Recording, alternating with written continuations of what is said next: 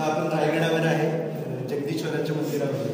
आपण जगदीश्वराचं गाभाऱ्यामध्ये आहे, जगदीश्वराचं शिवपीठ आहे. आपण नंदी पाहिजे. आपण जेव्हा हे आपल्याला एक गोलाकार एक जागा दिसते, आपण कुठलेही पुराणिक शिवमंदिर बघतो, तेव्हा आपण खिद्रापूरचं शिवमंदिर बघतो, तिथे सभामंडप आहे. सभामंडप तिथे छत नाही. अशा बरेच शिवमंदिर आपण पुराणिक जेव्हा बघतो, चालुक्य राजपूत काळात, त्या काळात जेव्हा बघतो तेव्हा यादव काळात, तेव्हा असे असतं सभामंडप असतं गाभाऱ्याच्या.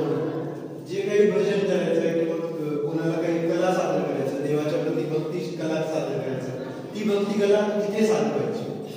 म्हणून हे याला म्हणतात सभामंडप. या शिळेवरती कला सादर करायची, भजन वगैरे काही असं. देवाची जे काही आहे, देवाच्या भक्ती कोणत्या मार्गाने करतोय, एखादी डान्स असेल शिवाचा तर ते, किंवा एखाद्या शिवाचं भजन असेल तर ते या शिळेवर केलं जायचं. म्हणजे भगवानाच्या प्रती ती कला सादर करते.